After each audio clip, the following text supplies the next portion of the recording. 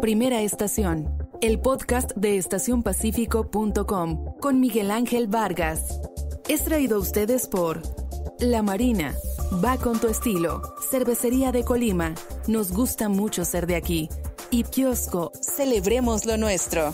Noticias, entrevistas, análisis, opinión, todo lo que necesitas saber para comenzar tu día en Colima.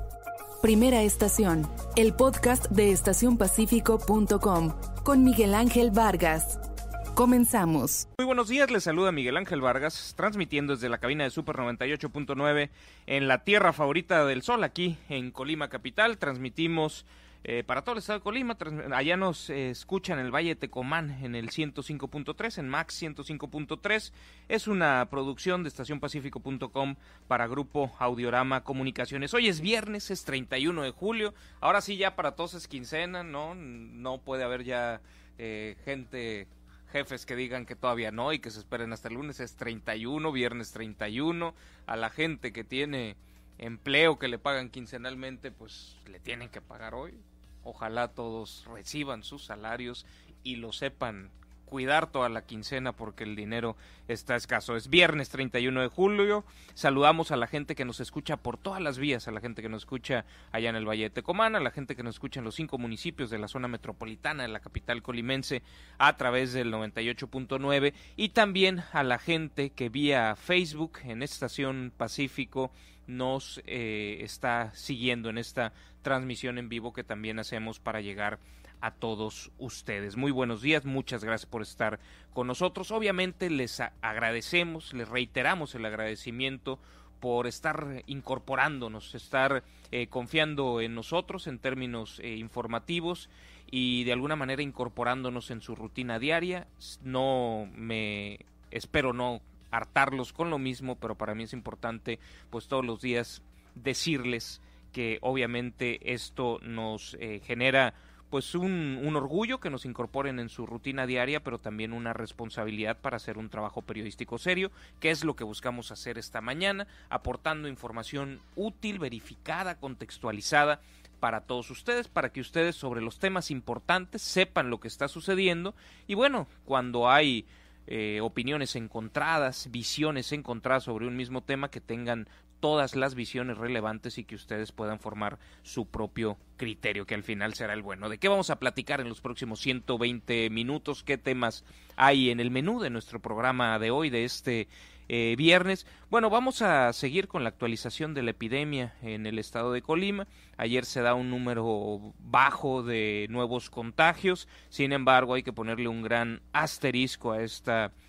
cifra porque otra vez no entregó a tiempo el IMSS los casos nuevos registrados aquí en el estado de Colima, entonces no es una estadística completa, 37 nuevos casos, 2 nuevas defunciones, pero no refleja toda la fotografía de lo sucedido en las últimas 24 horas y seguramente pues hacia el día de mañana se estará actualizando y esto implicará otra vez otro brinquito. No podemos ir tomando o haciendo un análisis concluyente respecto a las tendencias de contagios en el estado de Colima.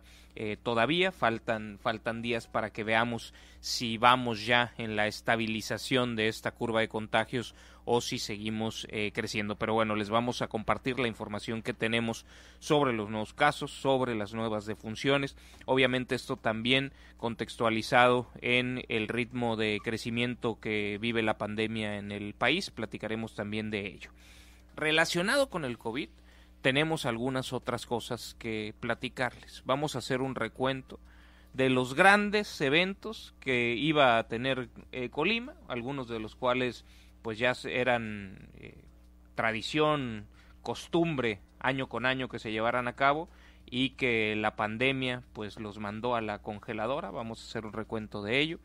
También del tema COVID platicaremos en el escenario nacional. Se dio el día de ayer en una reunión virtual de la CONAGO, de los gobernadores o representantes de los gobernadores, con el subsecretario de Salud López-Gatell. Se dieron momentos de tensión.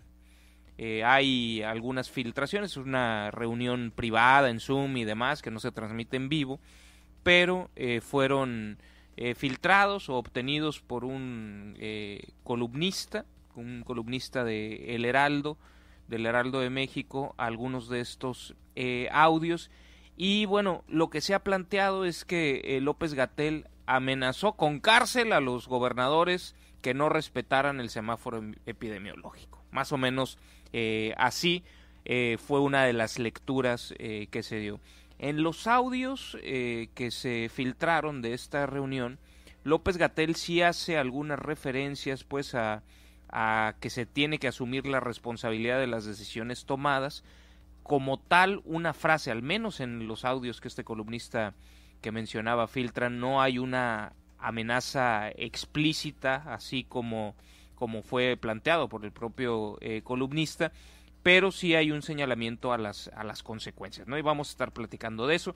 Quien sí en esta reunión también habla más duro fue la jurídica de la Secretaría de Salud Federal. Ella sí habló de las posibles consecuencias penales. Y también, bueno, se han filtrado de esta reunión de la CONAGO con la Secretaría de Salud algunos audios de los planteamientos de los gobernadores, y hubo, bueno, de los que se filtraron y que les compartiremos a todos ustedes, pues un posicionamiento del gobernador de Yucatán y también de la jefa de gobierno de la Ciudad de México, Claudia Sheinbaum, en el sentido de, oigan, pero explíquenos bien de qué estamos hablando, ¿no? O sea, como que consecuencias penales, ¿no? Sobre todo porque pues la aplicación de las acciones que amerita cada color del semáforo no es una cosa sencilla, ¿no? En términos de obligar a todos a que se sujeten a estas indicaciones en términos sanitarios. Vamos a estar platicando de ese tema que es polémico, que refleja tensión entre el orden de gobierno estatal y federal, y es un tema pues relevante porque estamos hablando de la salud de todos los mexicanos y de la respuesta institucional que se hace sobre esta pandemia. Vamos a tener diversas entrevistas, por ahí de las 7:45 de la mañana platicaremos con Carlos Cárdenas Roque. Él es director de ingresos en la Secretaría de Planeación y Finanzas, y vamos a platicar de diversos pues beneficios fiscales para los contribuyentes en el estado de Colima y los tiempos, ¿no? Porque es importante que seamos conscientes en términos del holograma, de la tenencia, de estas cosas, hasta cuándo aplica qué y cómo tenemos que hacer para pagar y qué medidas se están tomando en términos sanitarios para que se pueda continuar con esto. Entonces hay algunas obligaciones que tenemos como contribuyentes, y es importante que conozcamos todo el detalle del aterrizaje práctico de algunos beneficios que se han planteado un poco para entender la situación económica que se vive en esta pandemia, y algunas prórrogas en los tiempos de estas exenciones y demás. Estaremos platicando de ello con Carlos Cárdenas Roque, director de ingresos en CEPLAFIN de Gobierno del Estado. Y despuesito de las 8:15, 8:20 de la mañana vamos a conversar con una diputada local del Congreso de Morelos. Es la líder del Partido del Trabajo allá en Morelos, líder de la bancada de este partido en el Congreso del Estado. Su nombre es Tania Valentina Rodríguez, y va a estar en ese momento aterrizando en la ciudad de Colima, porque viene un evento que se va a llevar a cabo este fin de semana del Partido del Trabajo. Y más allá de que nos cuente a qué viene, qué van a definir en el Partido del Trabajo aquí este fin de semana, creo que nos podrá contar un poco de las tensiones que en otros estados se viven entre los aliados de la 4T, en el ámbito local, en los partidos pues que fueron aliados alrededor de la figura de Andrés Manuel López Obrador. ¿Qué consejos les puede dar a los petistas y morenistas aquí en Colima, en el Congreso del Estado, que también pues han tenido sus jaloneos, que no han sido pocos y que no han estado suavecitos, y que están en uno de los momentos pues más tensos de la relación entre estos partidos políticos en el estado de Colima después de que han llegado al poder a nivel nacional? Así es que platicaremos con la diputada local del PT, Tania Valentina Rodríguez, y bueno, ya iremos viendo qué tanto nos cuenta pues de las tensiones partidistas. Después de ello, por ahí de las 8:30, 8:35 de la mañana, vamos a conversar una entrevista que dejamos pendiente el día de ayer, se nos complicaron un poquito los tiempos, pero vamos a charlar con Alejandra Macías. Ella es directora de investigación del Centro de Investigación Económica y Presupuestaria, es un think tank especializado en finanzas públicas, yo diría el centro de investigación más serio que hay en nuestro país sobre finanzas públicas, que ha ido creciendo, que ha ido incorporando especialistas, y con ella vamos a platicar de la propuesta de reforma al sistema de pensiones planteada por el gobierno de México, que tiene implicaciones muy profundas para la clase trabajadora en nuestro país. Entender esta propuesta, sus implicaciones, sus consecuencias en términos de finanzas públicas, en términos de seguridad social, en términos de posibilidades de futuro en cuando termina la vida laboral para los trabajadores y de quién paga estos cambios, pues lo estaremos platicando con esta especialista. Les recordamos que nos pueden enviar preguntas, ya sea a través de nuestra transmisión en Facebook en Estación Pacífico o a través del WhatsApp 312-171-0598. 312-171-0598. Pues ya, habiendo platicado qué temas vamos a abordar el día de hoy, habiendo dicho lo dicho, pues después de esta pausa comenzamos. Ya inició la gran barata de la Marina, con descuentos hasta del 50%. Además, de sábado a martes, 12 meses sin intereses en todo para tu hogar. Y 6 meses sin intereses en ropa, calzado y accesorios para toda la familia. En la Marina, estrenar es muy fácil. La Marina va con tu estilo. Consulta condiciones. Gracias por continuar con nosotros. ¿Cómo evolucionó la pandemia el día de ayer con las actualizaciones de las cifras en el ámbito local y en el ámbito nacional? Bueno, en el ámbito nacional hemos llegado a los 416,179 casos confirmados acumulados a lo largo de la pandemia. Esto implica 7,730 nuevos casos el día de ayer en las últimas 24 horas, pues la actualización de las 19 horas en la conferencia que da el subsecretario López-Gatell. 7,730 nuevos casos y 639 nuevos decesos en las últimas 24 horas. Se ha llegado a la cifra, cayó exacto, de 46,000 defunciones, 46,000 defunciones, 639 en las últimas 24 horas. Se estima que alrededor del 11% del total de casos acumulados se mantienen activos, por ahí de 50,000 casos activos, y hay otros 90,582 casos que están en la categoría de sospechosos, es decir, que no han tenido un resultado de laboratorio, pero que tienen parte de la sintomatología del COVID-19 y que están a la espera del resultado en pues los diversos laboratorios del país. Eso en el ámbito nacional.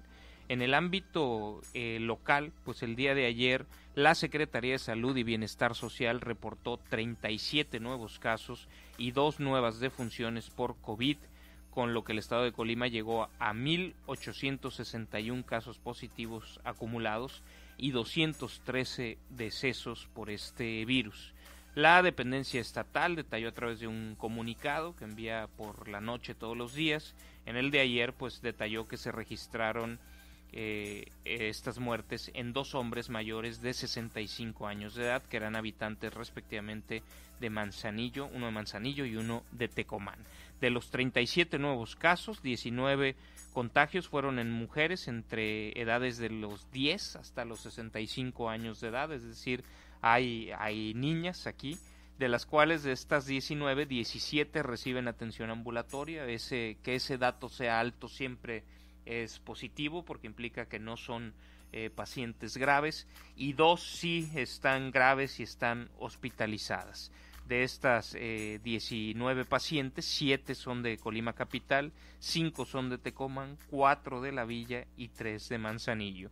Los 18 casos restantes fueron en hombres con rangos que van de los 30 a los 65 años de edad. De los 18, 16 reciben tratamiento ambulatorio. Es una cuestión, insisto, positiva, y solamente 2 fueron hospitalizados y están graves. Uno de ellos está en estado crítico, pues está intubado, es decir, recibiendo asistencia respiratoria de un ventilador invasivo. Eso es cuando ya estás en un momento crítico de la enfermedad, de sus consecuencias respiratorias. De estos 18 casos de hombres que se suman el día de ayer, son 8 de Manzanillo, 5 de Colima, 2 de Tecomán, 2 de Villa de Álvarez y 1 de Armería. Bueno, pero en la suma de ambas, de mujeres y de hombres, si son 8 de Manzanillo hombres y 3 mujeres en Manzanillo, son 11 en Manzanillo, mientras que en Colima capital 7 mujeres y 5 hombres, 12.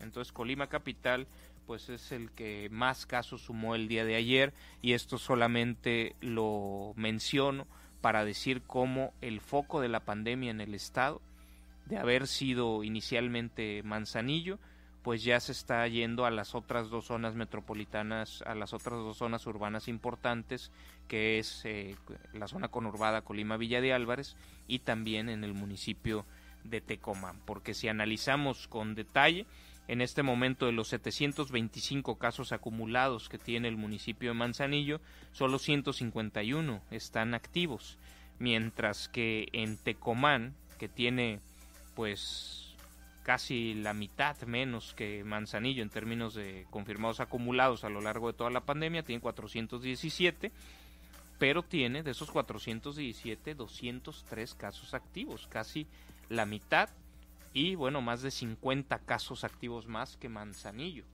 Y bueno, Manzanillo en términos poblacionales es más grande que Tecomán. En Colima capital también una alta proporción de casos activos, tiene 331 casos acumulados, y de esos 2/3, 194, están activos en Colima capital. En Villa de Álvarez, 247 casos acumulados, de ellos 137 están activos, más de la mitad de los casos de totales de la pandemia en este momento siguen activos. Entonces, ¿dónde está más viva la pandemia en nuestro estado? En Tecomán y la zona conurbada Colima, Villa de Álvarez, y esto pues lo reitero por el tema de la falta de respeto a las medidas sanitarias que podemos ver en todos los recorridos que hacemos en el día a día. Mucha gente en las calles, mucha gente que no usa cubrebocas. Puede haber una discusión, ¿no?, de qué tan necesario, y a esa discusión yo los invitaría a que no la hagan desde un punto de vista ideológico en lo político. Usar el cubrebocas no te puede hacer daño. Puedes creer que igual y no sirve tanto. Úsalo. La verdad, no quieres padecer el enfrentar la enfermedad. Incluso si no tienes ninguna de las comorbilidades, no te garantiza que el virus te va a tratar bien. Es un virus complejo. Me han preguntado y me han insistido en que platique un poco más de cómo me fue con la propia enfermedad, a mí en lo personal, y de alguna manera yo me resistía porque pues ni al caso estar hablando de mí, ¿yo qué? Sin embargo, creo que cuando conocemos los relatos personales de cómo se vive esto, podemos empatizar con el otro y podemos entender la gravedad del problema.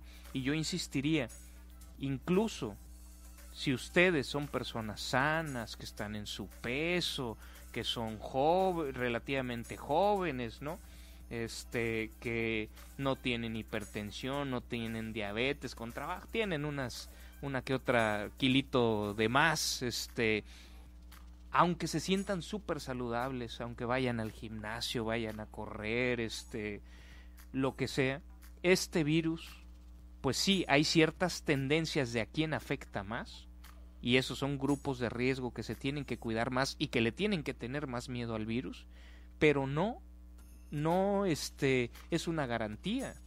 Y la verdad, no quieren estar en la situación de que ustedes fueron uno de los casos que rompió los rangos promedios de los efectos de esta enfermedad. Casos que hemos visto aquí en el propio estado de Colima. Entrenadores de fisicoculturismo, entrenadores de gimnasio, jóvenes, sanos, que la enfermedad les pega duro y que la enfermedad les quita la vida. Hemos visto estos casos. Hemos visto casos en el país y en el...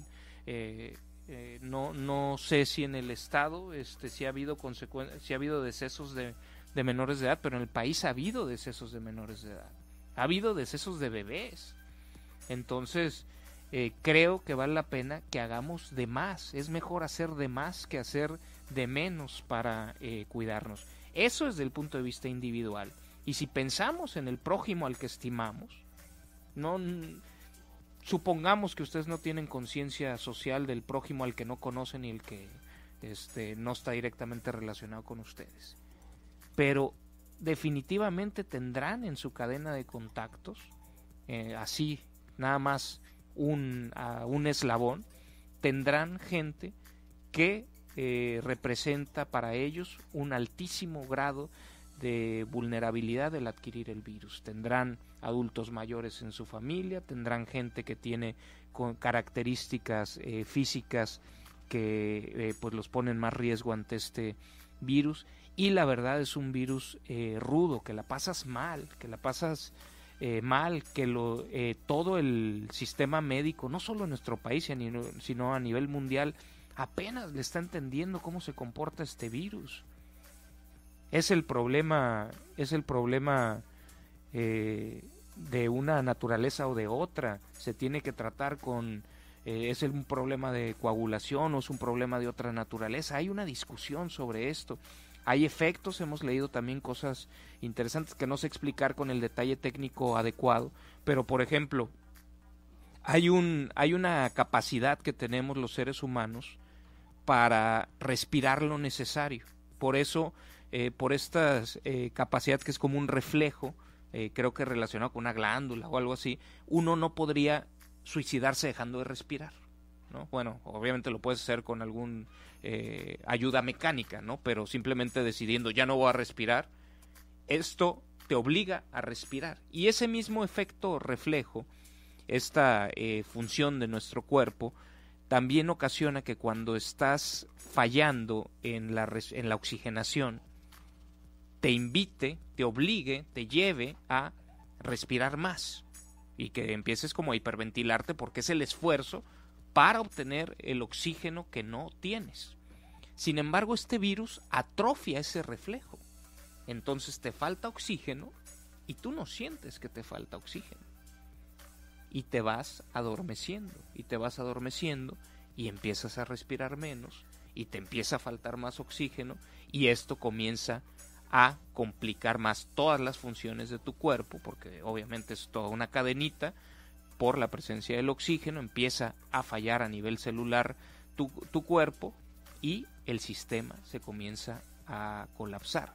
Entonces ese tipo de cosas que hasta los enfermos, yo no estuve grave, creo que en ningún momento estuvo en riesgo mi vida, pero ya conociendo esto, leyendo esto de las consecuencias, por ejemplo, sobre este reflejo, pues sí evalúo distinto la noche que les conté que la oxigenación de la sangre empezó a bajar de 90 y que ya no quise saber porque dije no voy a ir al hospital.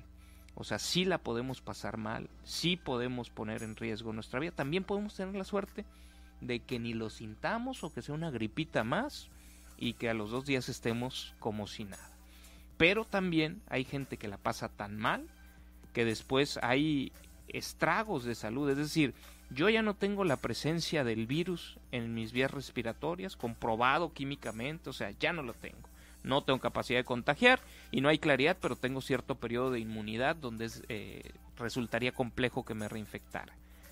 Pero consecuencias en cuanto a mi condición de salud del virus no se van con el virus. Hay consecuencias de que queda un daño pulmonar, de que no terminas de sentirte bien, de que te sientes débil.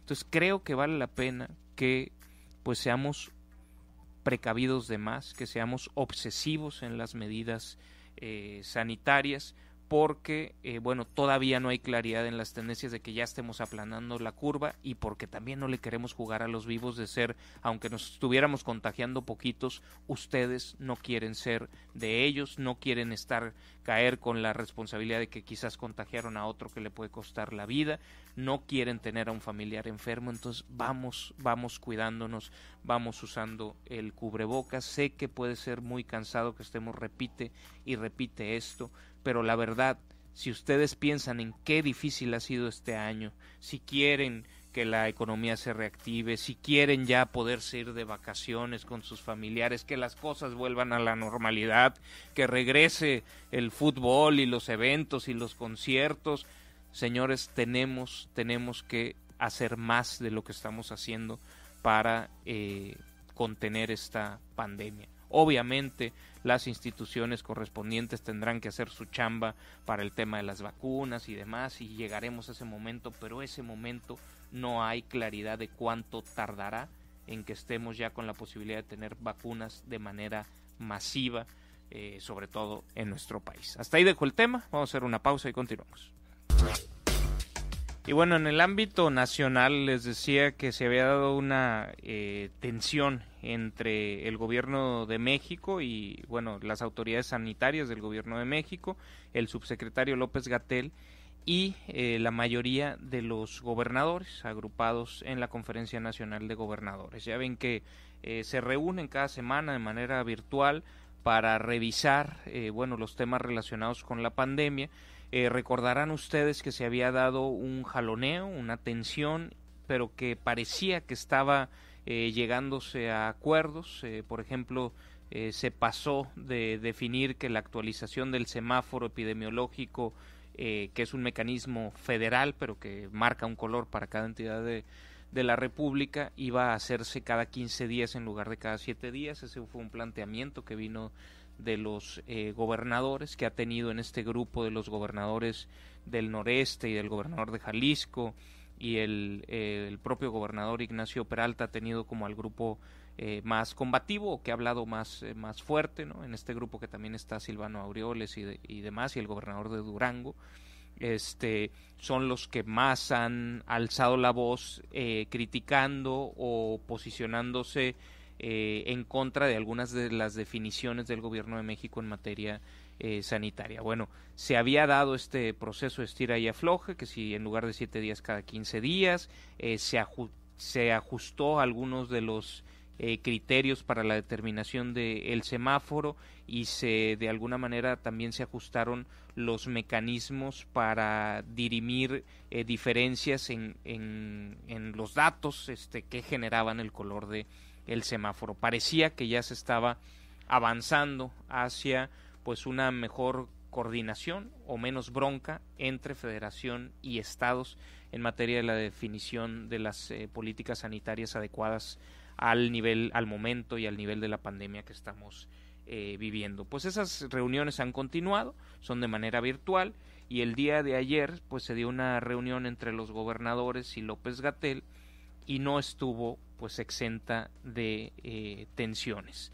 Es una reunión que no se conoce, que no es pública, es decir, no se transmite en vivo. Esta reunión, supongo que utilizan Zoom o alguna de estas plataformas, no la publican. Sin embargo, pues obviamente cada uno de los mandatarios pudieran grabarla y pueden platicar y demás. Y en ese sentido se dio la filtración de algunos de los audios de esta reunión, de algunas de las cosas planteadas, y pues hubo un columnista del Heraldo de México, Víctor Sánchez Baños, que pues dio a conocer algunos de estos audios, pero inicialmente pues lo que planteaba este columnista es que en la reunión se había amenazado, se había dado una discusión álgida sobre, les voy a leer los tweets de Víctor Sánchez Baños. Dijo: López-Gatell en reunión hoy con CONAGO oficial pide separar lo técnico y lo político. Y bueno, este columnista tiene un punto de vista crítico hacia el gobierno de México. Dice: ¿qué candidez? Él antepone ideología a la salud de millones de mexicanos. No manipules, Hugo. Los gobernadores lo ponen como dado en álgida discusión por el semáforo por regiones. Sigue hilo. y pone: amenaza a gobernadores que cambien el semáforo de rojo a otro color con sanciones de hasta cárcel a funcionarios estatales. Habla de acciones rigurosas. Luego pues hubo ahí en Twitter discusión de que si los había amenazado o no los había amenazado, y él publica unos audios.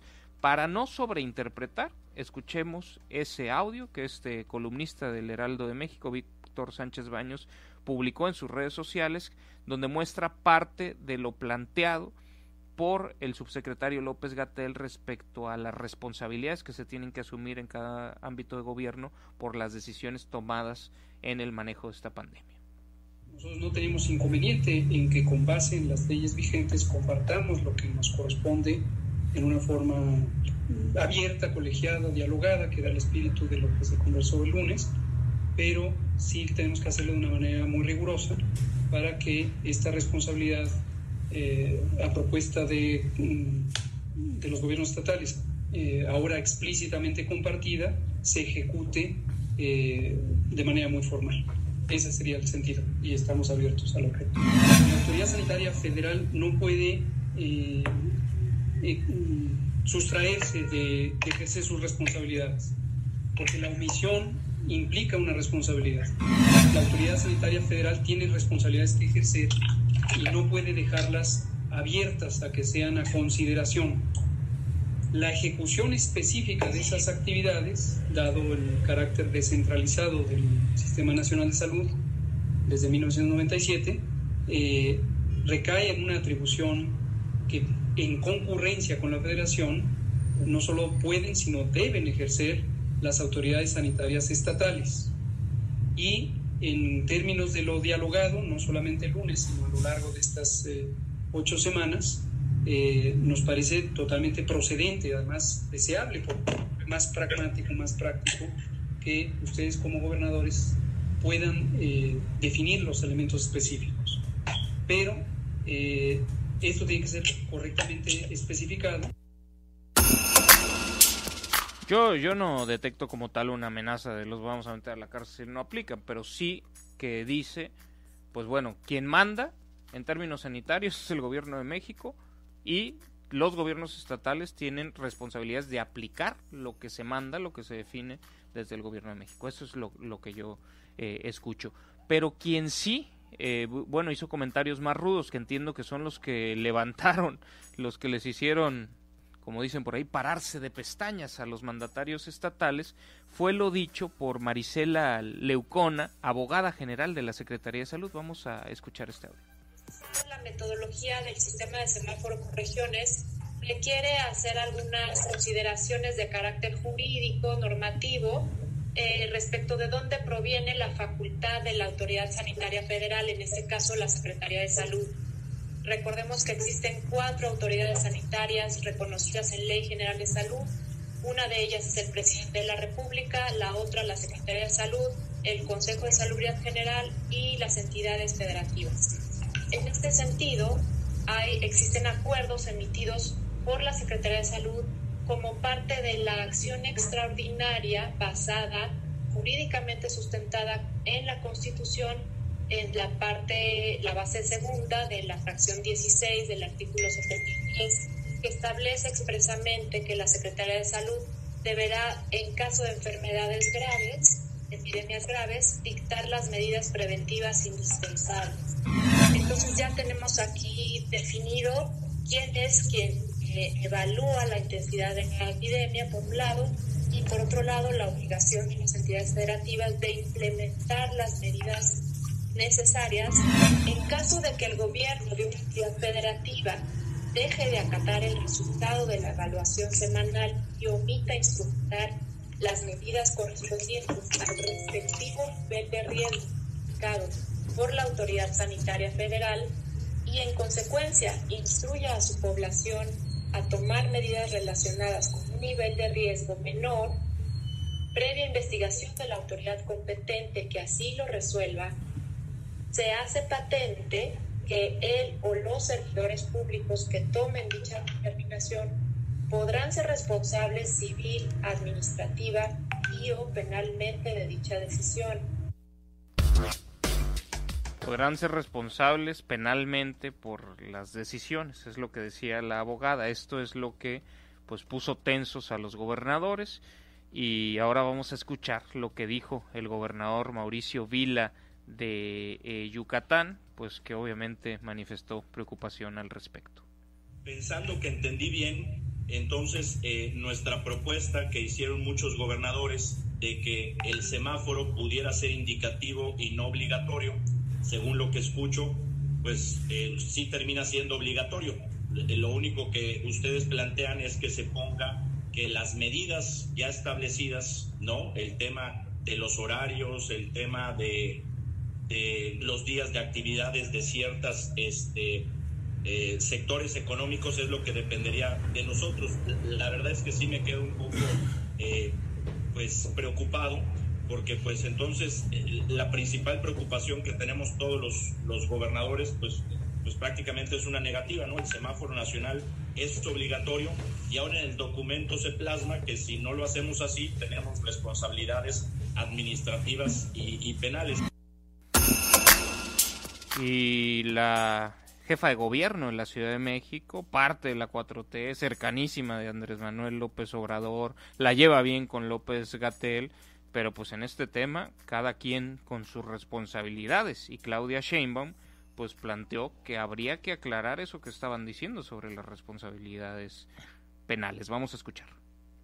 Yo creo que sí sería pues importante, sobre todo en esta parte de lo que llaman las responsabilidades penales y civiles. Yo creo que sí valdría la pena que pudieran ahondar en este tema, ¿no? Porque creo que nunca se había hablado de ello, y sí valdría la pena pues que se pudiera, más allá del fundamento legal que explica el subsecretario. Me parece que pues que nunca habíamos llegado hasta este límite, ¿no? Entonces sí sería muy bueno que se aclarara, se revisara, para no resolverlo en esta sesión, ¿no?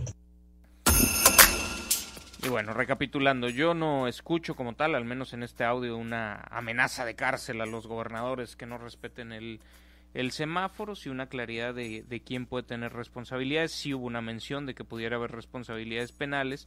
A mí me parece pues una exageración, ¿no? Sobre todo si...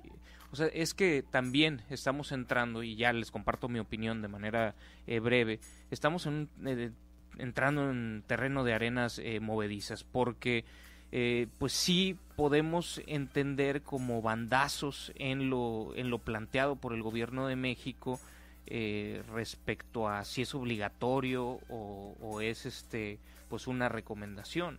Si nos vamos al decreto, aquella declaratoria de emergencia por causas de fuerza mayor derivado de esta pandemia, ahí todo lo que se plantea en términos de actividades esenciales y no esenciales se plantea con un carácter de recomendación hacia la sociedad, no con un carácter punitivo.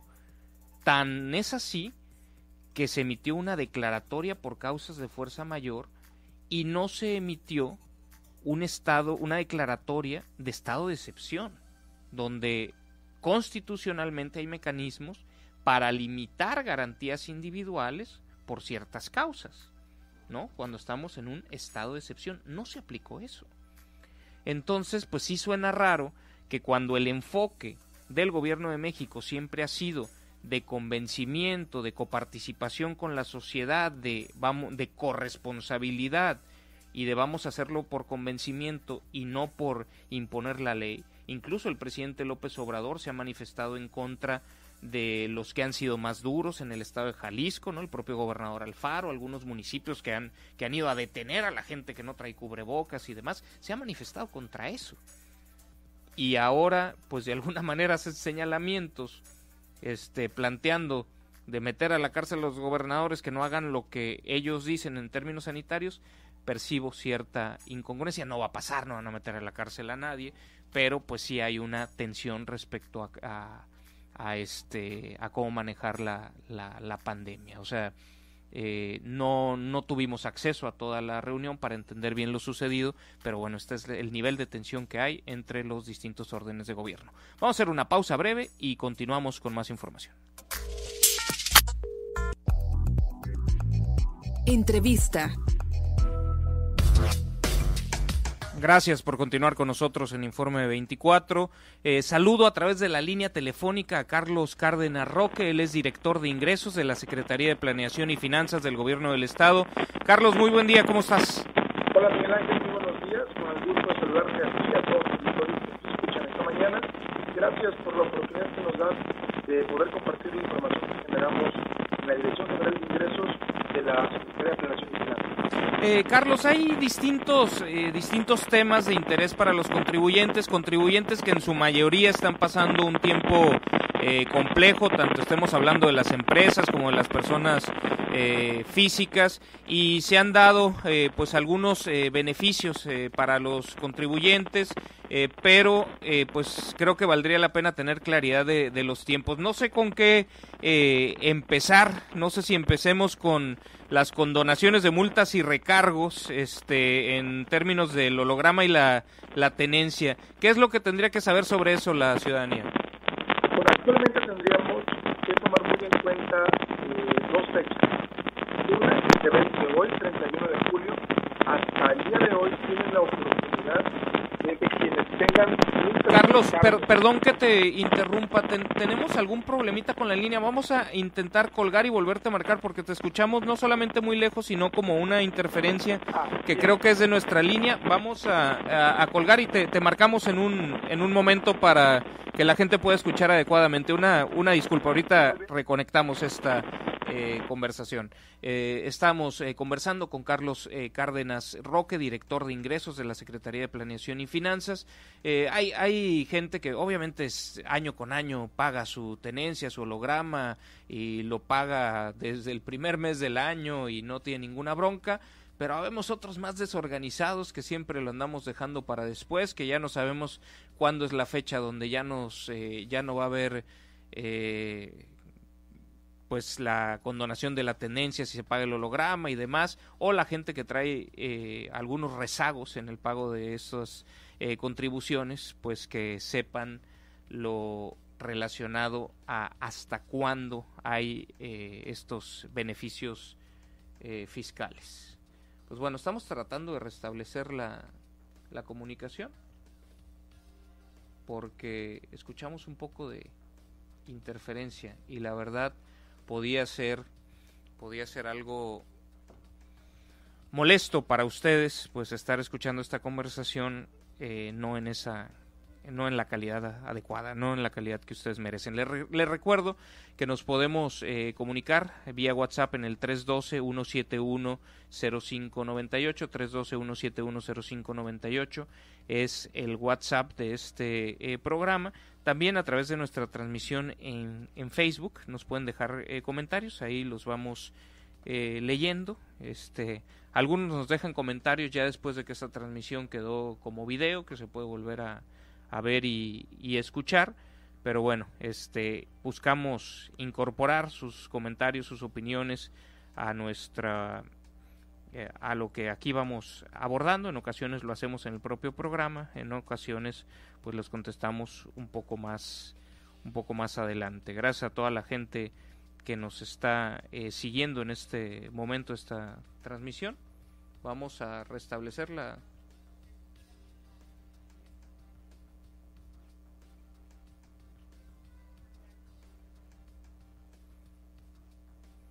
Y si...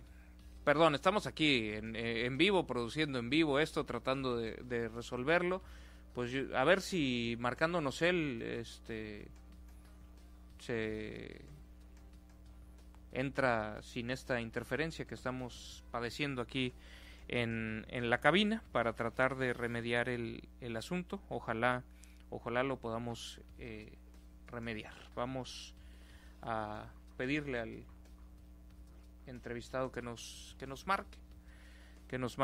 Bueno, por lo pronto voy a seguir con más información.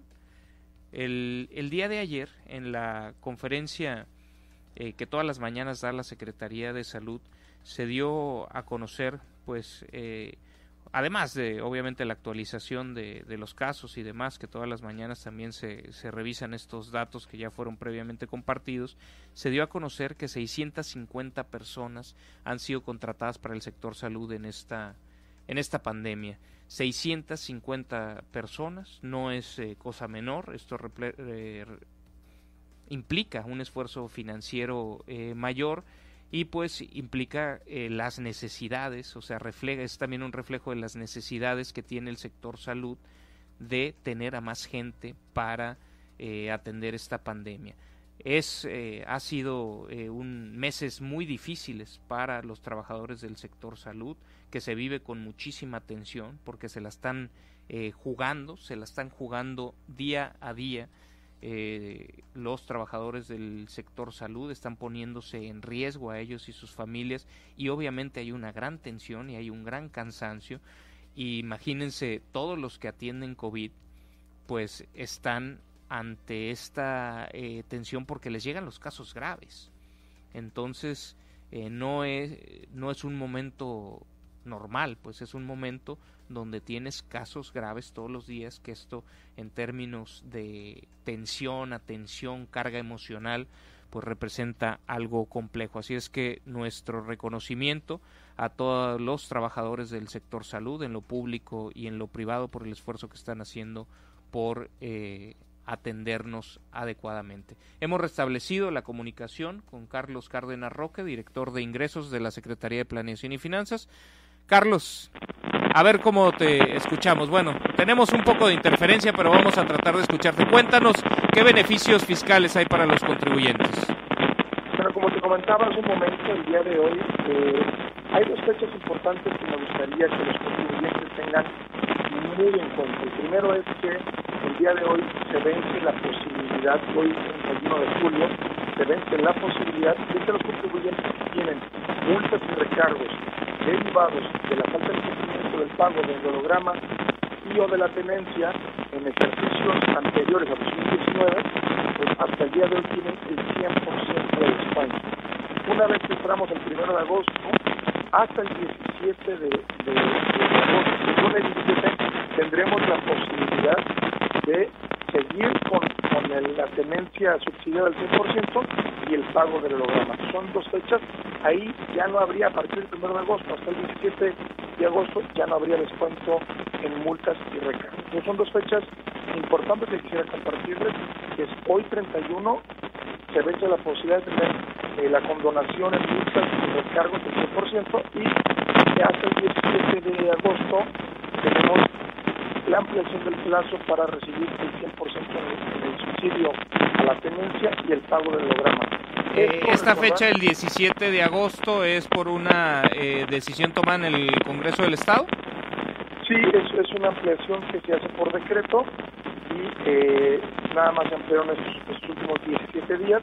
Recordar que originalmente la fecha del pago de esta obligación para todos los contribuyentes que tenemos un vehículo registrado en el padrón del Estado de Colima es al 31 de marzo y evidentemente derivado de la pandemia por el COVID-19 se aplazó hasta el 31 de julio originalmente como parte de un paquete de incentivos que emitió el señor gobernador, y bueno, hay una nueva ampliación hasta el 17 de agosto. A ver, las condonaciones que vencen el día de hoy es para multas y recargos en esta obligación, es decir, para la gente que desde el año pasado no pagó su tenencia o más atrás. Es correcto, sí, es correcto, en 2019 y años anteriores, que por alguna razón no pagaron o se les olvidó pagar o no pagaron a tiempo sus impuestos municipales, como es el agua y el predial, y en automático pues no les daba el derecho al subsidio. Recordar que ahí vamos de la mano el gobierno del estado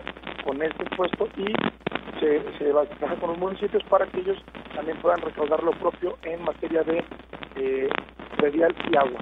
Para la gente que nos está escuchando, que cae en esta situación y que dice pues que ya se está convenciendo porque dice, ya me pagaron la quincena, sí tengo lana, mejor me quito este pendiente de una vez y que no me salga más caro. ¿Cuál es la vía para pagar? Porque entiendo que no están funcionando de manera normal, porque no estamos en una situación normal, o sea, hay que ir a los kioscos, a las oficinas de recaudación, hay que hacerlo en línea. ¿Cuáles son las vías, Carlos? Hay básicamente cuatro maneras de pagarlo. Uno, a través del portal de pagos del gobierno del estado, directamente en la página de internet. Es muy sencillo, se meten directamente a la página, hay un paso a paso para poderlo hacer, desde la comodidad de su casa. Y la otra es que tradicionalmente muchísimos contribuyentes les gusta ir a las receptorías de renta, y aquí nada más actualmente tenemos en Manzanillo, Tecomán, Villa de Álvarez y en el complejo administrativo.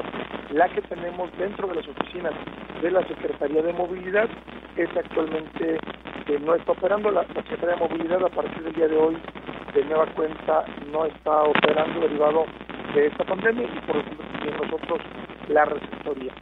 Entonces son esos 4 lugares.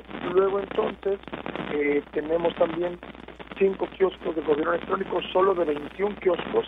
Actualmente solo estamos operando 5 kioscos de gobierno electrónico con un horario reducido de lunes a viernes de 9 a 3 de la tarde.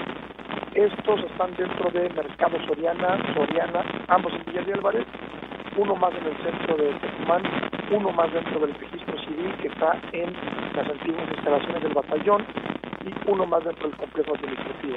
Estos son los kioscos de gobierno electrónico, y uno más en Walmart Tecnológico. Estos son los kioscos que estamos actualmente operando. Sin embargo, Miguel Ángel, te comparto que le hemos estado pidiendo a los contribuyentes que, si así lo desean, ellos pueden ir directamente a las tiendas de conveniencia kioscos. Prácticamente hay en todo el estado, en todos los municipios, en casi todas las colonias. Casi todos operan las 24 horas del día, y ahí solamente necesitan llevar su tarjeta de circulación, porque de ahí les tomarían los 4 últimos dígitos, y con mucho gusto también ahí le reciben su pago. Pues importante esta información. Luego la duda que le queda a la gente cuando hace sobre todo el pago en línea es después qué tiene que hacer para tener el holograma, para tener la tarjeta de circulación actualizada y demás. Ahí nada más lo que se les pide es que hiciéramos el esfuerzo de, si van a hacer el pago, hacer el pago, y posterior, en otro momento que no sea, vamos a decirlo así, de mayor demanda, que seguramente serán los próximos 17 días, que nos esperen para que con toda la comodidad pasen a cualquiera de las receptorias o de los kioscos de gobierno electrónico a recoger su holograma. Ahí se los imprimen en cualquiera. Así es. Lo que también queremos hacer es evitar que tengamos aglomeraciones. Tú lo has dicho en esta mañana, pues el tema del COVID no nada más no es una mentira, sino que además es un tema que todos tenemos que aportar desde nuestra trinchera para ser corresponsables con las medidas sanitarias. Entre ellas les hemos pedido también pues que nos ayuden con el tema de la sana distancia, que nos ayuden llevando el cubrebocas si acuden a alguno de los centros que acabo de mencionar, pues de lo contrario nos va a dar muchísima pena no poderles dar el servicio. Es un esfuerzo que estamos haciendo todos. La Secretaría de Salud nos está pues incentivando y dando los datos de por qué tenemos que traer puesto el cubrebocas, y de lo contrario pues no les pudiéramos ayudar. Y por otro lado también pedirles que si lo dejan para el último día y hay una fila significativa, pues que nos ayuden a que si hay un adulto mayor, una persona con discapacidad, o una mujer o un hombre acompañados de niños muy chiquitos, pues que nos ayuden a darle prioridad en el servicio. Es población vulnerable y nada nos cuesta esperarnos un poquito más para darle la oportunidad a que ellos sean atendidos en primer lugar. Carlos, ¿me aguantarías en la línea para, regresando, preguntarte un poquito más sobre también para personas morales algunas cuestiones que han marcado desde la Secretaría? Sí, claro, con gusto. Volvemos. Seguimos conversando con Carlos Cárdenas Roque, director de ingresos de la Secretaría de Planeación y Finanzas. Nos contabas, Carlos, estas dos fechas importantes, el día de hoy culminan el plazo para la condonación de multas y recargos para la gente que debe holograma y tenencia de años anteriores, y el día 17 de agosto pues es el último día en el que se puede pagar el holograma sin, recibiendo los beneficios en cuanto a la tenencia, ¿no? Es correcto. Que para las empresas hay planteamientos especiales entendiendo la compleja situación económica que se estamos viviendo. Cuéntanos. Bueno, nosotros, recordando, hagamos un poquito de memoria, el 18 de marzo, si no me equivoco, el señor gobernador junto con el Comité de Protección Civil que se emitió la alerta sanitaria para el estado de Colima y justo al otro día emitió un primer paquete de apoyos fiscales. El gobernador mide y al no ser suficiente lo que está haciendo, prácticamente 8 días después se saca otro decreto de descuentos, los cuales implican más o menos lo siguiente. Uno, se le dio la posibilidad a todos los empresarios que tenían de 1 a 10 trabajadores que pudieran no pagar el impuesto sobre la nómina. Esto también se vence el 17 de agosto. 2, que aquellos que tenían más de 10 trabajadores pudieran diferir el pago de todos estos meses hasta el 31 de diciembre. ¿Del impuesto? ¿De qué impuesto? Impuesto sobre la nómina. Okay. Impuesto sobre la nómina. Y en el caso de los municipios, ellos ya no van a pagar el impuesto sobre la nómina por lo que resta del ejercicio. Esto con el propósito de que también los municipios pues tengan recursos disponibles o mayores recursos para poder apoyar a la población. Lo mismo se hizo con el impuesto sobre profesiones, lo mismo se hizo con el impuesto sobre el hospedaje y se ampliaron y siguen ampliadas todavía todas las licencias y permisos, sin importar cuándo, desde febrero a la fecha, todos aquellos que se vencían en estos días, no hay necesidad de ir a renovar la licencia de conducir, toda vez que por decreto está ampliado hasta que regresemos pues a la mayor normalidad posible por parte de nuestros amigos de la Secretaría de Movilidad. Oye, Carlos, y todas estas, entiendo que es, pues, ver la realidad de la situación económica derivada de la pandemia y ser empático con los contribuyentes, pero también en términos de funcionamiento del gobierno, pues todo esto implica un impacto a los ingresos estatales, ¿no? Sí, desde luego, nosotros, por ejemplo, el contribuyente colimense es un contribuyente cumplido. El señor gobernador lo ha dicho en más de una ocasión y yo comparto con él el hecho de que los contribuyentes usualmente en los primeros 3 meses, por ejemplo, acude a los centros receptores o al banco de su preferencia a hacer el pago del holograma. Sin embargo, esto empieza más o menos a mitades de marzo, baja un poco la recaudación. Recordar que nosotros en la Secretaría de Finanzas no hemos parado. La recaudación es una actividad esencial. Esto viene por decreto no nada más a nivel nacional, sino a nivel local, porque al final del día estos recursos que se recaudan pues son los que el gobierno del estado gasta en equipamiento para salud, en materia de seguridad, en uniformes escolares, en becas escolares, en becas para el campo, entre otros programas. Nosotros, por ejemplo, sí tuvimos que mejorar todos nuestros sistemas digitales para vida de poder darle una mejor atención al contribuyente en línea. Hoy en día, por ejemplo, actualmente se tiene el 100% de los pagos de todos los impuestos y derechos en línea. Sin embargo, estamos trabajando en renovar todavía mejor las herramientas para mejorar la experiencia de los usuarios. Yo te puedo comentar que al día de hoy tenemos poco más de 28,000 trámites en línea, algo que evidentemente en Colima pues no era tan usual, porque el contribuyente pues todo lo tenemos a la vuelta de la esquina, entonces el contribuyente prefería ir a un centro receptor, pero hoy en día, bueno, a la fecha tenemos 28,000, cerca de 28,000, un poquito más de 28,000 trámites en línea. Y en cuanto a la recaudación, si bien es cierto que ha venido a un ritmo un poco más lento, eso no ha impedido que a la fecha llevamos recaudado poco más de 155 millones de pesos y que esperamos al 17 de agosto, pues esperamos recaudar 19 millones de pesos más aproximadamente. ¿De qué impuesto estamos hablando? De impuesto de holograma y tenencia, que es de los impuestos más fuertes que tenemos en el estado de Colima. Pero hay un cálculo de la pérdida de recaudación por todos estos beneficios que obviamente, son los ciudadanos los aplaudirán, pero en términos de recaudación hay un cálculo del impacto presupuestario de lo no recaudado que se tendrá por estas condonaciones y demás. que nosotros hacemos, obviamente, eso se sabe, siempre se sabe a final de año, porque nosotros tenemos una meta recaudatoria más o menos, me equivocaré, te mentiré si te digo un número exacto, pero vamos a decir más o menos esperamos recaudar 270 millones por impuesto sobre el holograma y la tenencia. Ahorita vamos en 155, por decirlo así, pero hasta fin de año sabríamos con exactitud el impacto que tuvo. Así es. Lo que pasa es que como ha sido atípico, y como decía el otro día el gobernador, pues estos efectos exógenos que nos han pegado a todos en materia política, social y económica, pues se van midiendo. Obviamente hay una caída mes a mes, pero no se puede medir con exactitud, sino hasta el cierre del ejercicio, porque obviamente nosotros cada año se emite la ley de Hacienda, la ley de ingresos y la ley de egresos, ¿no? Que es lo que tanto a nivel federal, estatal y municipal se tiene proyectado recaudar y por supuesto también pues gastar, ¿no?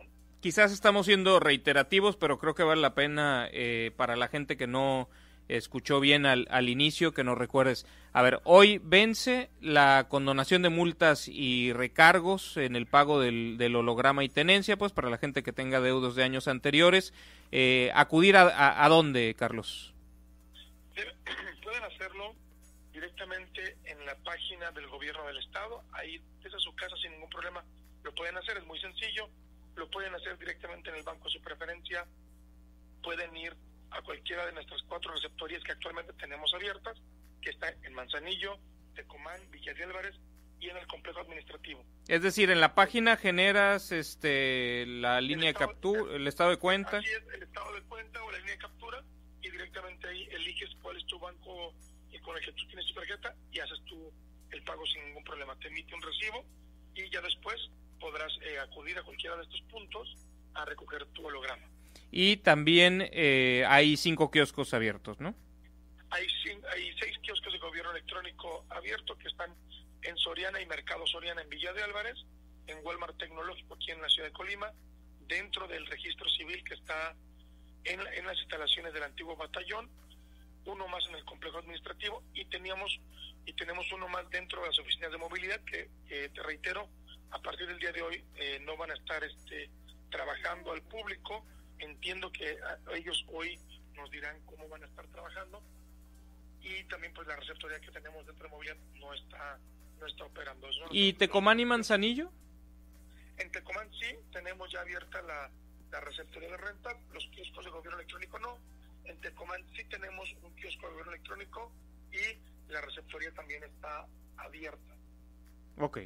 Y la otra fecha, pues ya nos habías dicho, 17 de agosto, para la gente pues que se quiera ahorrar la tenencia hasta el 17 de agosto, ¿no? Así es, siempre y cuando recordar que tengan cubiertos sus impuestos municipales de agua y predial. Algo que se me pasaba a comentarte, Miguel Ángel, es que los adultos mayores, pensionados y jubilados de instituciones públicas y personas con discapacidad tienen derecho al 50% de descuento en el costo del holograma en uno de los vehículos que tengan. Es decir, si el contribuyente es un abuelito y tiene 2 vehículos, este beneficio solo lo puede aplicar a uno de sus dos vehículos. ¿Cómo tienen que demostrar la edad? ¿Con su credencial de lector o con la de las que les da el instituto, el INAPAM? Cualquiera de esas, con esas demuestran y ahí se les hace el descuento. Usualmente ya se hace por sistema. Si alguna persona llega y ve que ya tiene la edad, es decir, arriba de 65 años y no tiene el descuento, ahí sí le pediríamos que nos marcara o que acudiera a la receptoría de rentas más cercana para poder hacer el ajuste correspondiente y darle el beneficio. Carlos, ¿algo que no te haya preguntado que quisieras agregar? Nada más reiterarles que también pueden pagar en las tiendas de conveniencia kiosco y nada más deben de llevar ahí su tarjeta de circulación. Reiterarle a los ciudadanos que nos ayuden portando el cubreboca si es que acuden a alguno de estos puntos que ya hemos mencionado, que de lo contrario pues no podríamos darles el servicio. Y por otro lado, que si hay fila, pues que nos ayuden a que le demos prioridad a los adultos mayores, a las personas con discapacidad y a los hombres y mujeres que van acompañados de niños muy chiquitos. Reiterar, Miguel Ángel, un servidor y todo el equipo que está en la Dirección General de Ingresos por supuesto, del Secretario de Planeación y Finanzas, pues que estamos atentos para servirles, para darles la mejor atención posible y para acompañarlos en este proceso, si es que lo quieren hacer desde casa o si tienen alguna duda o comentario acerca de cuánto y cómo pueden pagar. Si alguien al momento de intentar hacerlo en línea tiene alguna duda, ¿hay algún mecanismo como de acompañamiento? Sí, ahí tenemos una mesa de ayuda. Es un número telefónico con distintos números de extensiones. Te las puedo compartir. Sí, claro. En este momento es el número del conmutador es el 316-2000 y ya después tenemos nosotros poco más de 20 líneas a las que pueden, al número de extensiones. Te los comparto. En el caso de Manzanillo tenemos las extensiones, se marca el 316-2000, luego la extensión, ¿no? Es el 21382, 21383. Para Tecomán tenemos 21369, 21372, 21373. Para Villa de Álvarez 21365, 21366. Para Colima tenemos 21358, 21350, 21332, 21304, 21329, 21323, 21355, 21347 y 21348. Cualquiera de todas esas extensiones, no importa el municipio, o sea, lo pueden marcar directamente y con mucho gusto se les va a atender de lunes a viernes de 9 a 3 de la tarde. ¿Me repites el conmutador para la gente que no alcanzó a anotarlo? El número del conmutador general es 316-2000. Y también tenemos un correo electrónico donde se les atiende con mucho gusto, que es asistenciacontribuyente@gobiernocolima.gov.mx. Cualquiera de estos dos mecanismos, con mucho gusto les damos apoyo y les damos atención para que tengan un mejor servicio. Carlos, pues te agradezco mucho tu tiempo y la información, la útil información que has compartido con nuestro auditorio. Gracias y muy buen día. Muy buen día, Miguel Ángel. Un saludo para ti y todo tu auditorio. Carlos Cárdenas Roque, director de ingresos de la Secretaría de Planeación y Finanzas. Les recuerdo nuestro WhatsApp, 312-171-0598, 312-171-0598. Vamos a hacer una pausa. Me preguntan que otra vez diga las fechas. Hoy se vence, si ustedes deben de años anteriores la tenencia y tienen multas y recargos y quieren que les condonen las multas y los recargos, hoy se vence, hoy 31 de julio. Si la tenencia, bueno, el holograma y la tenencia de este año no han hecho el trámite, no han pagado el holograma, tienen hasta el día 17 de agosto, es decir, tienen 17 días más, poco más de 2 semanas, para hacer el trámite. La verdad se hace muy fácil en línea, ¿no? O sea, con tus placas y demás, metes ahí 2 que 3 datos que no son complejos de que los tengas y los encuentres en tus propios papeles de tu vehículo y te va guiando el sistema y puedes hacerlo con una tarjeta, muy sencillo. Se tiene hasta el 17 de agosto. Si se nos pasa esa fecha, la bronca es que no solamente te cobran el holograma, sino que te cobran la tenencia. Dependiendo de tu vehículo es poquito o es mucho, ¿no? Dependiendo del modelo, del valor del vehículo del año, ¿no? Entonces valdría la pena que se aprovecharan. Si de todas maneras es algo, o sea, de ahí no te vas a escapar, pues, no te vas a escapar, pues vale la pena hacerlo en tiempo. Así es que 31 de agosto para los adeudos de años anteriores, 17 de agosto para el de este año, para no pagar la tenencia y solo pagar el holograma. Hacemos una pausa y continuamos. Gracias por continuar con nosotros. 312-171-0598, nuestro WhatsApp. Pues el día de ayer les contábamos de la caída en la economía mexicana, la caída en la actividad económica durante el segundo trimestre del año, cifras que había dado a conocer el día de ayer, tempranito el día de ayer, el INEGI, 18.9%. La caída del PIB trimestral en el segundo trimestre de este 2020, la mayor caída desde que se tiene registro, pues desde que se hacen estas mediciones. Nunca se había dado una caída de esa magnitud. Pero para entender si somos los únicos que estamos en esa situación, si somos los que la estamos pasando peor, les comento un dato. Pues la economía española ha comenzado ya también a saber cuánto le está costando en términos económicos, obviamente, esta pandemia. Entre abril y junio, en ese segundo trimestre del año, el Producto Interno Bruto de España se hundió un 18.5% respecto al trimestre anterior. Esto, en el caso de España, es la mayor caída desde la Guerra Civil Española. Es decir, la mayor caída en casi 80 años.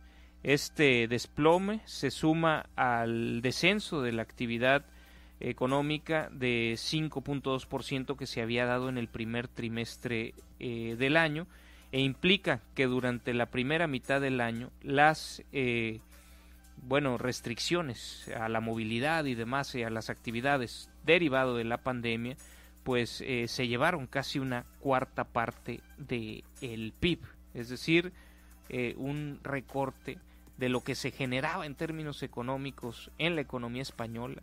Le quitaron un cuarto, teniendo la misma cantidad de españoles. Bueno, obviamente hubo fallecimientos y demás, pero de esa magnitud es decir, lo que teníamos en términos económicos, una cuarta parte menos en la primera mitad del año. De ese tamaño es la magnitud del problema económico que se está enfrentando. No es una cosa que solo esté padeciendo nuestro país, lo vemos con el ejemplo español. Vamos a hacer una pausa y continuamos. Gracias por continuar con nosotros. Y bueno, les había dicho que uno de los temas que se nos quedaron en el tintero estas semanas que estuvimos pues en la banca por el tema COVID, y era un tema de profunda relevancia para la clase trabajadora en nuestro país, que es esta propuesta de reforma al sistema de pensiones en nuestro país, que fue presentada el 22 de julio pasado por el presidente de la República con el Comité Coordinador Empresarial, acuerdo con los empresarios para, pues de alguna manera, reformar las pensiones que reciben los trabajadores. Para platicar de ello, para entenderle un poquito a la propuesta, saludo a través de la línea telefónica a Alejandra Macías. Ella es directora de investigación del Centro de Investigación Económica y Presupuestaria, el CIEP. Alejandra, muy buenos días, gracias por tomarnos la llamada. Muy buenos días, Miguel Ángel, y buenos días a toda tu audiencia. Antes de entrar en las implicaciones de que se aterrice lo que se planteó, creo que sería importante que la gente entendiera cuál es el planteamiento, qué es lo que busca modificar y cómo lo busca modificar, según lo anunciado por el gobierno de México con la cúpula empresarial. Claro, Miguel Ángel, mira, yo creo que lo dices muy bien. Todavía falta que exista una iniciativa oficial que se esté discutiendo en el Congreso, ¿no? Es decir, el trámite legislativo no ha iniciado.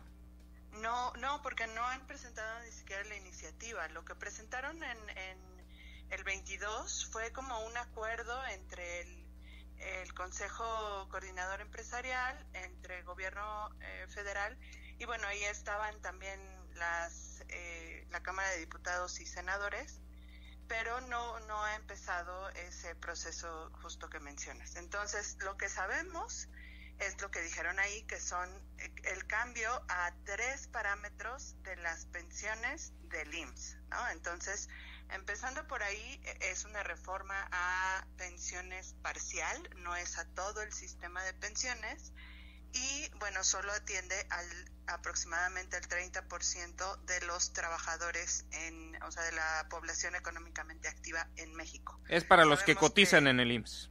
Solamente, exactamente, y son trabajadores privados que cotizan en el IMSS, ¿no? Porque también hay una parte de trabajadores del IMSS que tienen otro esquema de pensiones. Claro. Entonces, son 3 parámetros. El primero es aumentar la tasa de contribución, que es tripartita. Entonces, en este momento, una parte la paga el trabajador, otra el Estado y otra el patrón.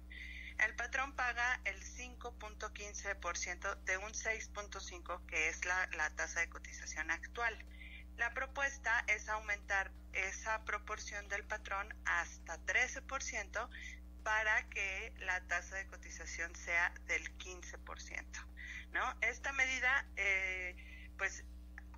parece positiva, ¿no? Es una recomendación que de hecho hizo la OSD en 2016, y que sí era necesario para incrementar el ahorro de los trabajadores, ¿no? Es decir, si había una recomendación a nivel de la OCDE, implica que se reconocía que la aportación de los patrones a las pensiones de los trabajadores era baja en nuestro país.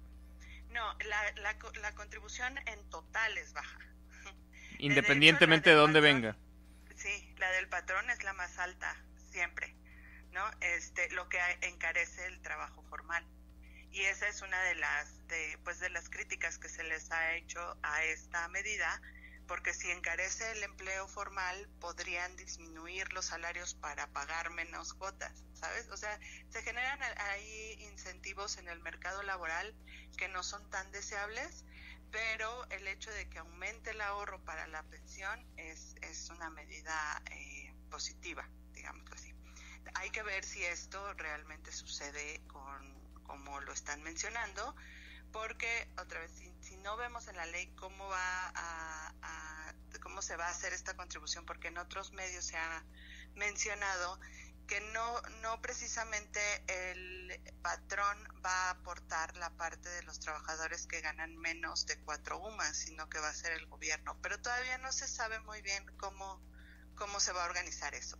Pero el resultado tiene que ser que la tasa de cotización aumenta y eso tendría que tener un efecto positivo en el ahorro de los trabajadores. Pero a ver, la aportación, perdón, lo que nos decías, la aportación de el patrón sube hasta el 15%. El 13%. Hasta el 13%, de 5 a 13%. Algo. La aportación del gobierno y del propio trabajador implica algún cambio sobre estas aportaciones en lo planteado en este acuerdo? No, se supone que todo el costo lo absorbería el patrón, ¿no? Las empresas. Es interesante entonces que la propia cúpula empresarial haya, no solamente aceptado, sino que esté activamente apoyando este proyecto, ¿no? Todo el costo lo cargan ellos. Sí, justo la palabra creo que es interesante y hay que ver si después no se gestiona alguna deducción de impuestos por estas cuotas, ¿no? Entonces, te digo, otra vez, como si no tenemos toda la iniciativa enfrente, que sea pública y que la podamos discutir, la discusión, la verdad, se basa muchas veces en especulaciones. Entonces, digamos que lo que sabemos pues es positivo y puede tener algunos efectos colaterales en el mercado laboral, esta parte de la tasa de cotización. El segundo parámetro que quieren modificar es el número de semanas de cotización. Y esto en este momento son 1,250 semanas y las bajarían a 750 semanas. Y esto porque la mayor parte de los trabajadores que están en cuentas individuales no alcanzan las 1,250 semanas. Entonces, esta medida haría que más personas tengan acceso a una pensión. A ver, para entender bien, la gente que en este momento no llega a 1,250 semanas, independientemente de que llegue a los 80 o a los 200 años, ¿no tiene derecho a una pensión? No, tiene derecho al monto que haya ahorrado en su cuenta individual y al cumplir la edad de retiro le regresan su dinero, pero no tiene una pensión vitalicia. 1,250 semanas era, que son como un poco más de 24 años cotizando, ¿no? Así es, y ahora lo disminuyen a 15 años, ¿no? Que son 750 semanas. Oye, ¿y qué refleja esto del mercado laboral? Porque al final, los trabajadores, el promedio de los trabajadores, pues sí trabajan a lo largo de su vida laboral más de 25 años. Sin embargo, refleja que estamos mucho en la informalidad, que es difícil acceder a la formalidad de cotizar en el IMSS. Sí, bueno, somos una economía que el 60% de la población económicamente activa se emplea en el sector informal. Y justo por esta característica del mercado laboral en México es que se deciden bajar las semanas de cotización y que se tenga una mayor cobertura en las pensiones. Se entiende que si más personas pueden cumplir con estos requisitos y ahorran más, aunque va a ser en menos tiempo, ¿no? Pero van a ahorrar un poco más, tendrían una mejor pensión. Ese es como todo el objetivo que se plantea en esta reforma, ¿no? Como mejorar pensiones y cobertura de las pensiones del IMSS. Y el tercer parámetro es aumentar la pensión mínima garantizada. Esta pensión la puedes adquirir o te la garantiza el IMSS cuando tú cumples todos los requisitos para pensionarte, pero el monto que ahorraste no te alcanza. Entonces, lo que sucede es que el gobierno entra a pagar esa parte que falta para que tengas una pensión vitalicia y se va a definir de acuerdo a la edad y a las semanas, a la antigüedad que tengas y a algunas otras características, ¿no? Pero ¿cuál sería el monto mínimo de esa pensión mínima garantizada? Lo que mencionan es que serían alrededor de 4,300 pesos la pensión promedio mínima garantizada. En este momento solo hay una pensión mínima garantizada, no se ajusta de acuerdo a edad o semanas o tal, ¿no? Sino hay un monto ya establecido y eso es lo que se paga.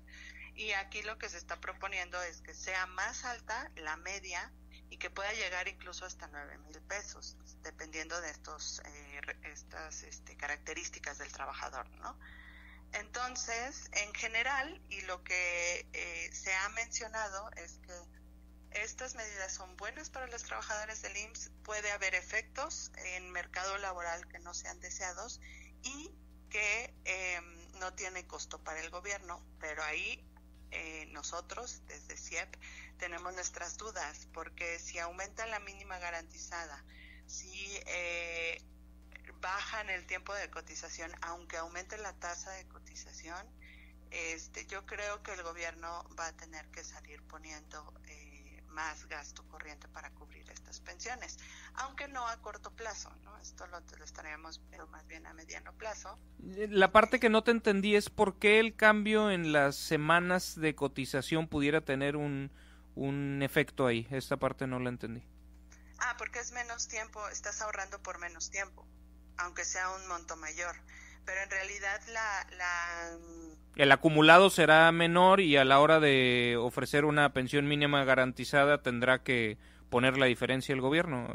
¿Te entiendo bien? O sea, exactamente. Tendríamos otra vez, ¿no?, que hacer las cuentas, pero si tenemos salarios bajos, aunque la tasa de cotización sea de casi el doble de lo que teníamos o más del doble, no parece que los números den. Tenemos que hacer los cálculos y lo tenemos que hacer con base en lo que diga la ley, pero eso podría significar algún costo fiscal en el mediano plazo. Ahora, hay que poner en perspectiva que esta reforma, pues sí, la presentaron la semana pasada, pero dijeron que va a entrar en vigor en 2 años y todavía no se aprueba.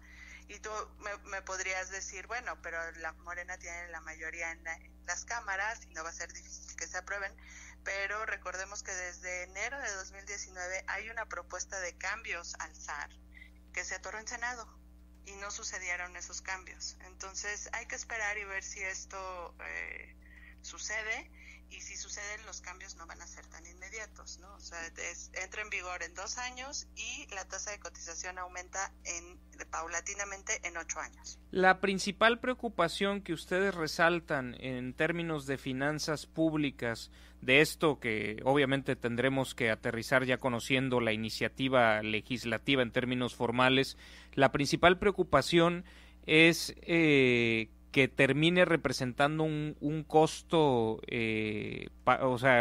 mayor gasto corriente para el gobierno, que el gobierno tenga que asumir, es decir, que no sea completamente autofinanciable este sistema de pensiones propuesto. Sí, es correcto, y bueno, nos preocupa porque en este momento ya estamos gastando más de 1 billón de pesos en pensiones. y ese rubro no se va a modificar, al contrario, ese gasto va a seguir creciendo año con año. Simplemente de 2019 a 2020 a junio, ¿no? Comparando los mismos periodos de junio a junio, de 2019 a 2020, el gasto en pensiones aumentó 7%. Entonces, esto sin contar la pensión universal, estas son las de IMSS, ISSSTE, Pemex, CFE y todas estas instituciones públicas. Lo que nos preocupa es que este alto gasto en pensiones ya está desplazando gasto en salud, en educación y en infraestructura, que son aspectos que empujan el crecimiento, ¿no? Y que acumulan capital humano para que la población sea más productiva.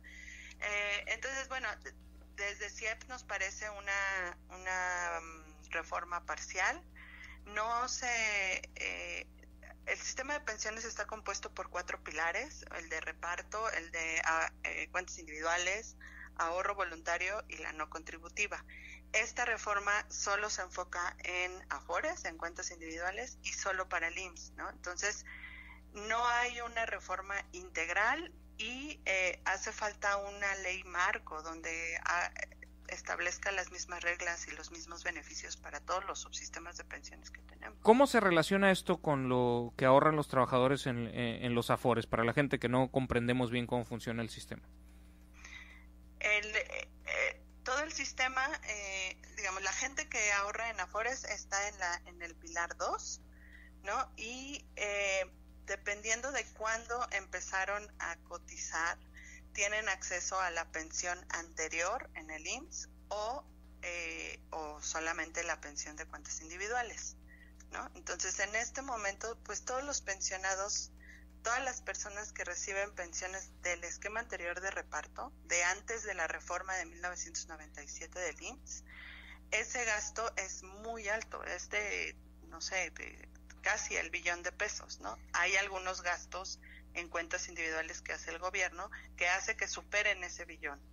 Entonces, pues el gasto en pensiones ya está haciendo una presión bastante alta para las finanzas públicas y hace que tenga efectos en otros sectores que también son muy importantes para la población.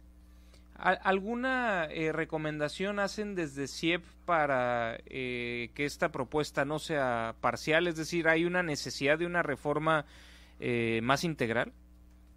Sí hay necesidad de reforma más integral. Hay necesidad de que el sistema de pensiones sea más equitativo. ¿En qué sentido? En el sentido de que tenemos pensiones, por ejemplo, de luz y fuerza, donde hay trabajadores que reciben pensiones de casi 1 millón de pesos al año. Y por el otro lado hay pensionados por la no contributiva, que es la pensión universal, que reciben 16,000 pesos al año. Yo sé que hay diferencias, ¿no? Y que tendría que haber esas diferencias porque unos estuvieron en el sector formal y otros en el informal, pero la diferencia es abismal. Y eso mismo sucede con pensiones del IMSS, ¿no? O sea, comparando Luz y Fuerza e IMSS, Luz y Fuerza recibe, no sé, 15 veces más que los trabajadores del IMSS. Entonces, en este aspecto hay que hacerlo más equitativo, y en el aspecto de que la generación anterior pudo recibir pensiones altas, y a partir del 97, pues las personas no van a recibir pensiones altas, al contrario, ¿no? Las personas que ahorran en cuentas individuales, en las Afores, tienen pensiones más bajitas, y eso significa una desigualdad intergeneracional.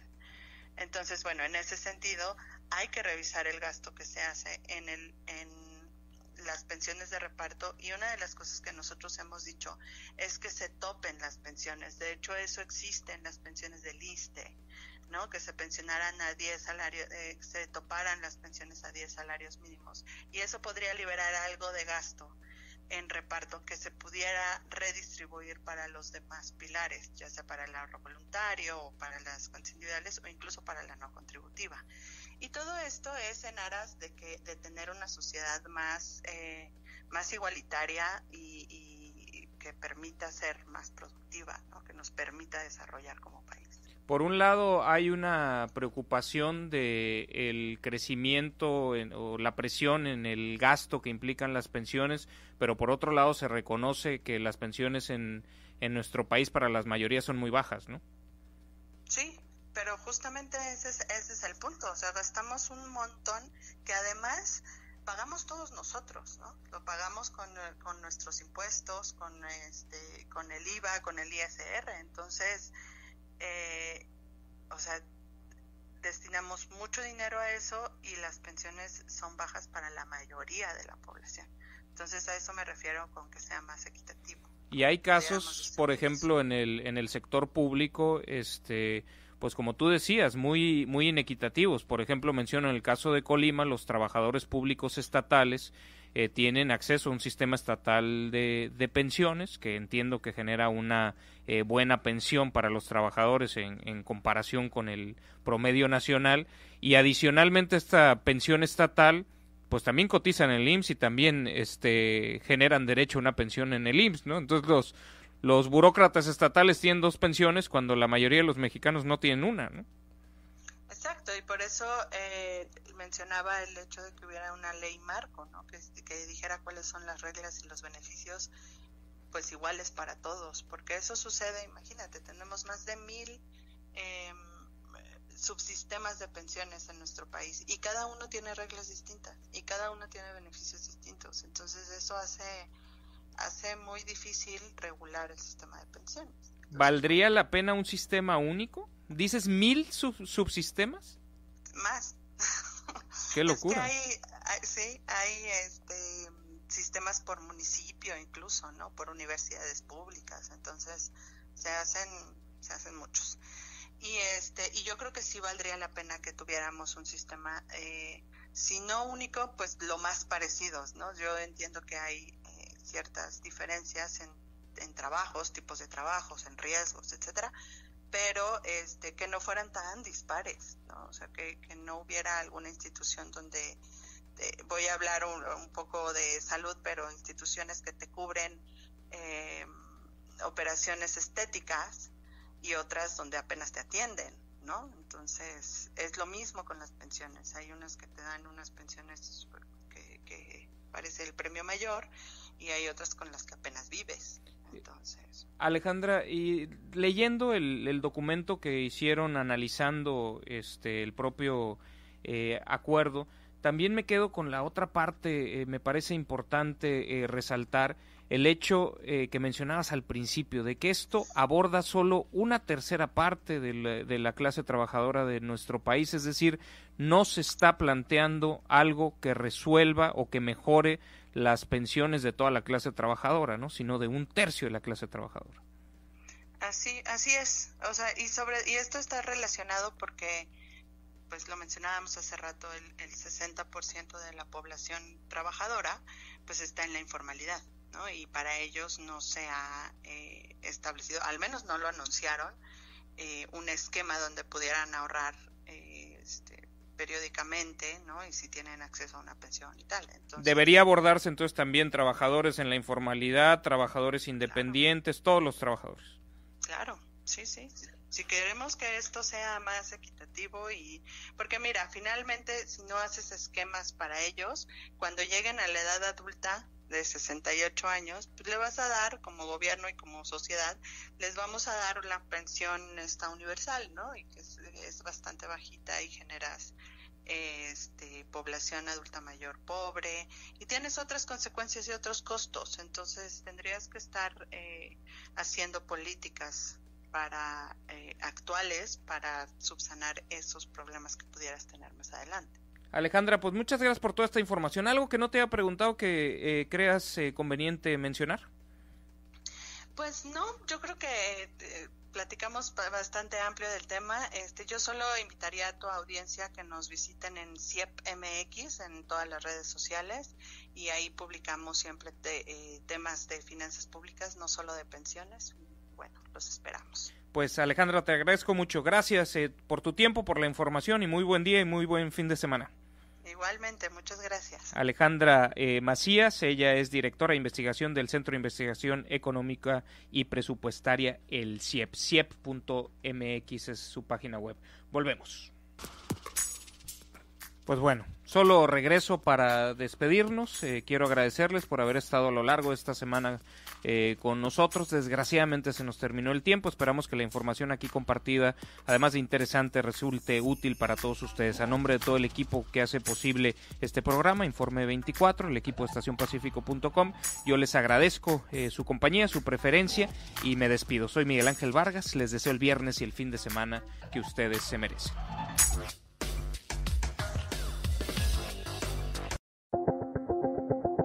Primera estación, el podcast de estacionpacífico.com con Miguel Ángel Vargas.